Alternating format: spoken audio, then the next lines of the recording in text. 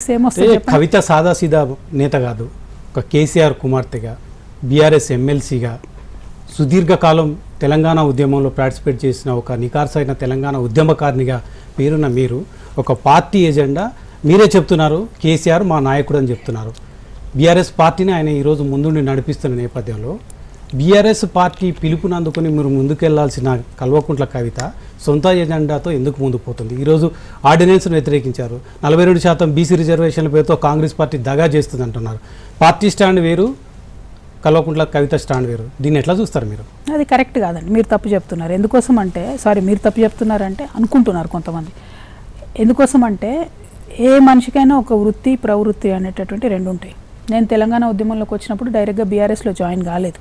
నేను తెలంగాణ జాగృతి అనే సంస్థ పెట్టి ఒక 8 సంవత్సరాలు ఇండిపెండెంట్గా నడిపి తర్వాత నేను పార్టీలో ఎంపీగా పోటీ చేసినటువంటి సందర్భంలో ప్రత్యక్ష రాజకీయాల్లోకి వచ్చాను. బట్ నేను లైఫ్ టైం మెంబర్ బీఆర్ఎస్లో, ఎందుకంటే మా నాన్నకు సపోర్ట్ చేయాలనే ఉద్దేశం తప్పితే నాకు ఇంకోటి లేదు.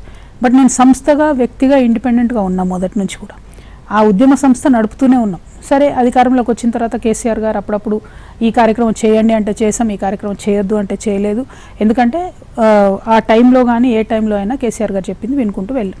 ఇప్పుడున్నటువంటి సందర్భంలో తెలంగాణ జాగృతి నుండి యాక్టివ్గా మేము పనిచేస్తున్నాం, అనేక ఉద్యమాలు చేసినాం.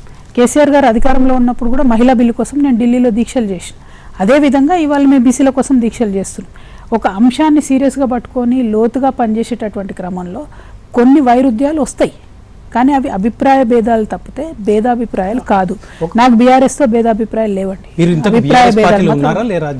నేను లేకేడవైనా నేను 100% పార్టీ స్టాండ్ ని అమలు పరచాలి. ఒక క్రమశిక్షణ గల కార్యకర్త ఒక ఇంట్లో యజమాని చెప్పినట్లు కింది వాళ్ళు నడుచుకుంటారు.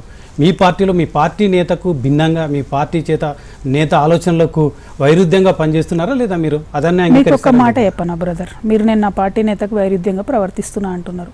ఇప్పటివరకు ఎక్కడన్నా కేసీఆర్ గారు జాగృతి కార్యక్రమాలు చేయొద్దని చెప్పారు? బాజాప్తా పార్టీ మీటింగ్లో కేసీఆర్ గారు చెప్పారు, జాగృతులు వాళ్ళ పని వాళ్ళు చేసుకుంటారు, మీరు మీ పని చేసుకోండి అని చెప్పి. ఆ మాట బయటికి ఎందుకు చెప్పారు? మీరెవరు ఎజెండా అమలు పరుస్తూ ఉన్నారు? నేను అట్లా అడగొచ్చా? అట్లా కాదు కదా. మా పార్టీ నాయకులు లేదు ఇది కరెక్ట్ కాదు, మీరు ఇష్యూ టేకప్ చేయకండి అంటే చేయకుండా ఉన్నటువంటి సందర్భాలు అనేకం ఉన్నాయి. నేను చెప్తున్నా కదా, బాస్ చెప్తే చేయకుండా ఉన్నటువంటి కార్యక్రమాలు అనేకం ఉన్నాయి. ఇప్పుడు మేము చేసేటటువంటి బీసీ ఉద్యమంలో చాలా డెప్త్గా సీరియస్గా ఉద్యమంతో ఇష్యూతో అటాచ్ అయిపోయి ఉన్నటువంటి వ్యక్తిని నేను. మీకు తెలుసు, మీరే అన్నారు నికార్సైన తెలంగాణ ఉద్యమకారిని అని చెప్పి. అట్లానే నికార్సైన ఉద్యమకారాలు నేను బేసిక్గా టేకప్ చేసిన కాస్ట్లో ఇన్ డెప్త్ వెళ్తాను. ఉద్యమకారునికి పార్టీకి మధ్య లే అభిప్రాయ భేదాలు ఉంటాయి ఎవరికైనా. నేనేమంటా అంటే ఆర్డినెన్స్ షార్టెస్ట్ రూట్ అంట.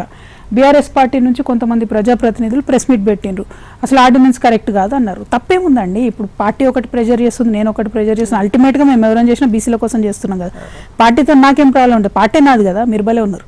కానీ కవిత గారు పార్టీ మీరని చెప్తున్నారు, బీసీ నినాదం అనిపించి పార్టీకి సంబంధించి పార్టీకి ఓనర్షిప్లో నేను భాగస్వామిని అని చెప్పుకున్న ఈటల రాజేందర్ పార్టీ నుంచి బయటకు వచ్చారు.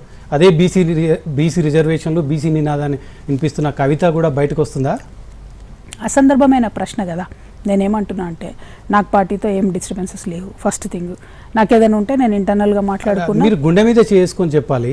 పార్టీతో డిస్టర్బెన్స్ లేదని కవిత చెప్పగలరా? నిజాయితీగా చెప్పగలరా? మీకేం బీసీ రిజర్వేషన్ల విషయం కానీ ఇతరత్ర విషయాల్లో కానీ పార్టీతో మీకు విభేదాలు లేవా? మీ పార్టీ నాయకత్వంతో మీరు కలిసి పనిచేస్తున్నారా అనుకోవచ్చా? నేను ఒక మాట చెప్తా బ్రదర్, నాకు చిన్న ప్రాబ్లం ఉండే. ఆ లెటర్ అనేది ఎవరు లీక్ చేసిరో చెప్పమని చెప్పినాను నేను పార్టీకి.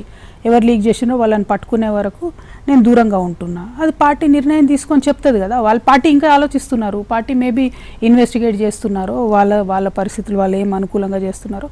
Let them decide and tell me కదా. అంతకుమించి నాకు ఏం డిస్టర్బెన్స్ లేదు. మీరు మీ లెటర్ లీక్ చేసిన వాళ్ళని పట్టుకోవాలి, వాళ్ళ మీద యాక్షన్ తీసుకోవాలి. ఇదే కాదు, అనేక అంశాలు మీరు కేసీఆర్ గారితో చర్చించి ఉంటారు. ఏకైక ఎజెండా ఒకటే ఎజెండా, పార్టీ లెటర్ లీక్ చేసిన వాళ్ళు ఎవరు వాళ్ళని పట్టుకోండి, వాళ్ళని బయటకు పంపండి. ఇంతకు తప్ప నాకు ఏం కంప్లైంట్ లేదు.